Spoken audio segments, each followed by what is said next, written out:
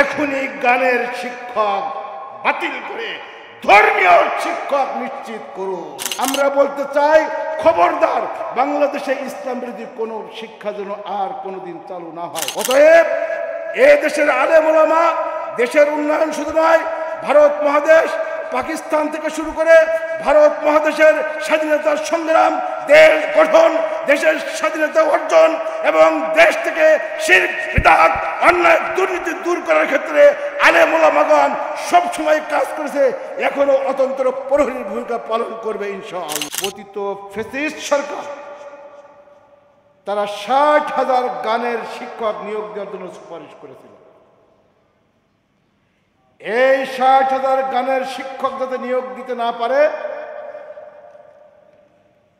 শেখ আহমদুল্লাহ সাহেব সহ আমরা ৭ জনের একটি টিম, আজকের আবরার ভাইও ছিলেন, তখন উপদেষ্টা ছিলেন ওহিদুদ্দিন মাহমুদ, ওনার কাছে যে বললাম যে এই শিক্ষা ব্যবস্থা যা আগে ছিল এটা সংশোধন করতে হবে পাঠ্যপুস্তক থেকে, এবং গানের শিক্ষক নিয়োগ দেওয়া যাবে না।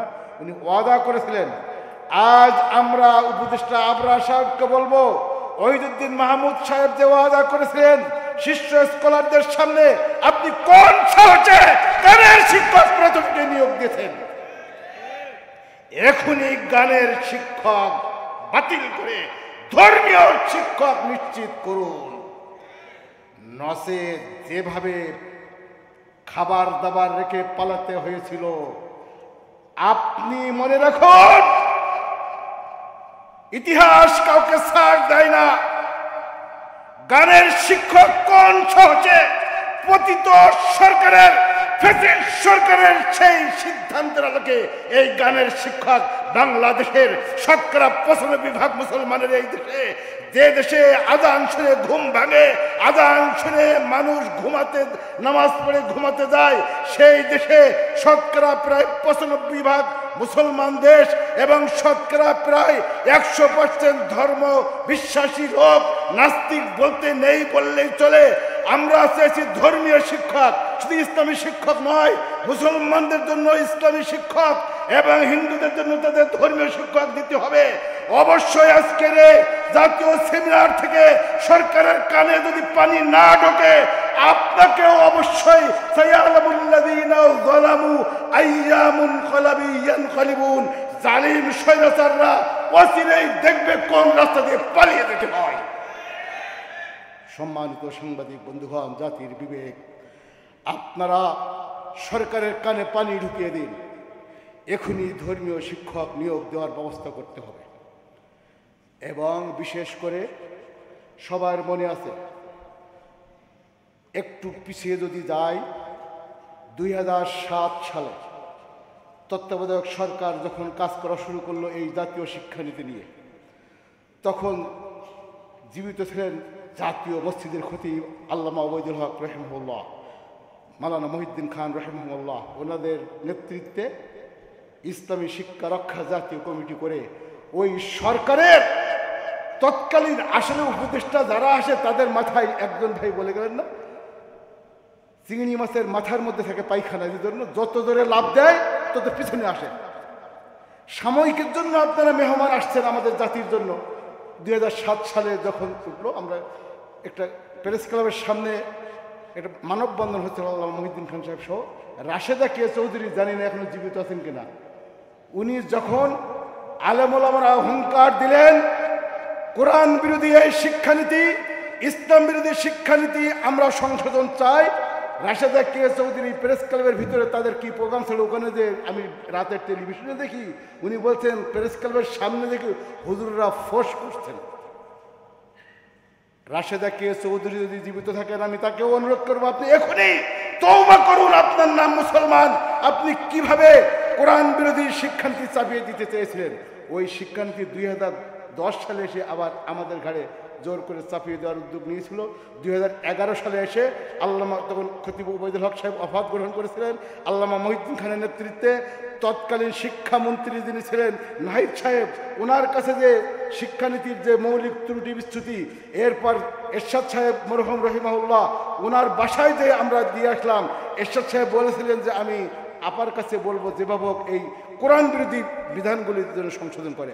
আর আজ এসে সরাসরি আপনারা বলেছিলেন আনন্দময় বর্তমান উৎপাদনশীল ভবিষ্যৎ, আরেক জায়গায় বলেছিলেন ক্লাস 6 থেকে সেক্সুয়াল শিক্ষা যৌন শিক্ষা বাধ্যতামূলক করতে হবে। আজ ক্লাস 4, 5, 6 এর ছেলেমেয়েরা যেভাবে নষ্ট হয়ে ধ্বংস হয়ে যাচ্ছে, একজন পতিত সরকারের এক মন্ত্রী বলেছিল একটি কলেজে, একজন মন্ত্রী বলেছিল যে একটি কলেজের যে নবীনবরণ অনুষ্ঠানে বলতো, ও ছেলেমেয়েরা তোমরা কোনো সময় প্রেম প্রীত করার দরকার নেই, কোনো কিছু দরকার হলে বাগানে যে কাজ কাম সেরে নিও। এই ছাগলের বিরুদ্ধে বাংলাদেশের আলেম ওলামারা সেদিনও কথা বলেছিলেন।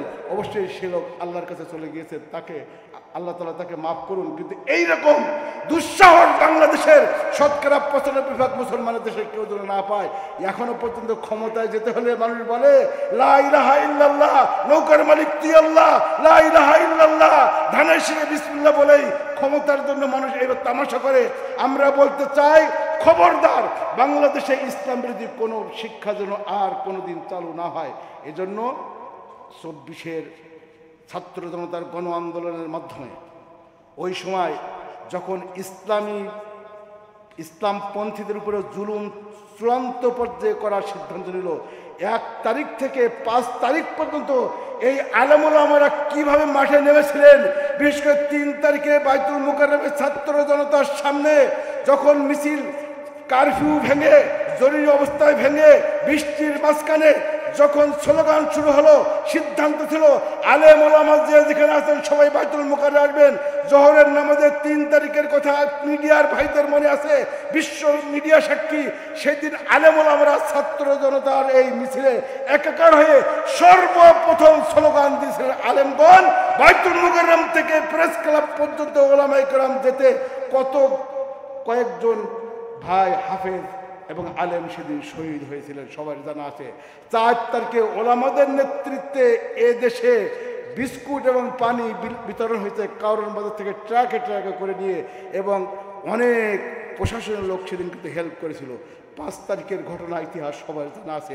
অতএব এ দেশের আলেম ওলামা দেশের উন্নয়ন শুধু নয়, ভারত মহাদেশ, পাকিস্তান থেকে শুরু করে ভারত মহাদেশের স্বাধীনতার সংগ্রাম, দেশ গঠন, দেশের স্বাধীনতা অর্জন এবং দেশ থেকে শিরক, বিদআত, অন্যায়, দুর্নীতি দূর করার ক্ষেত্রে আলেম ওলামাগণ সবসময় কাজ করেছে, এখনো অতন্ত্র প্রহরীর ভূমিকা পালন করবে ইনশাআল্লাহ।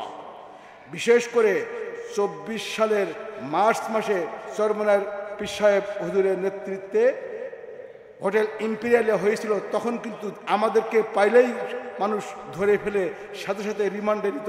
সেই সময় ফেব্রুয়ারি মার্চ মাসে, মার্চটা মনে নেই, চরমনা হুজুরের নেতৃত্বে সর্বদলীয় মত বিনিময় সভা হলো হোটেল ইম্পেরিয়ালে, যে সকল আলেম ওলামা ইসলামপন্থী এক হতে হবে দেশের পক্ষে, অন্যায়ের বিরুদ্ধে, ফ্যাসিস্টের বিরুদ্ধে। এরপর এপ্রিল মাসে এসে আরেকবার হলো গোল টেবিল বৈঠক। এরই ধারাবাহিকতায় এদেশের আলেম ওলামার সমস্ত সংগঠন এখন এক, অন্যায়ের বিরুদ্ধে, দুর্নীতির বিরুদ্ধে, মানবিক সমাজ গঠনের লক্ষ্যে আমরা সবাই একাকার হয়ে কোরআন বিরোধী, ইসলাম বিরোধী সমস্ত শিক্ষানীতিকে দাফন করতে হবে। আমরা জাতীয় শিক্ষানীতি বাতিল করতে বলবো না, অবশ্যই কোরআন বিরোধী ধারাসমূহকে সংশোধন করতে হবে।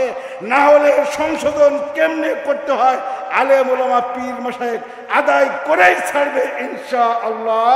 আমরা তত্ত্বাবধায়ক সরকারে, আমরা অন্তর্বর্তীকালীন সরকারের মাননীয় প্রধান উপদেষ্টা থেকে শুরু করে সকল উপদেষ্টাদেরকে অনুরোধ করি, আপনারা মেহমান হিসেবে আছেন।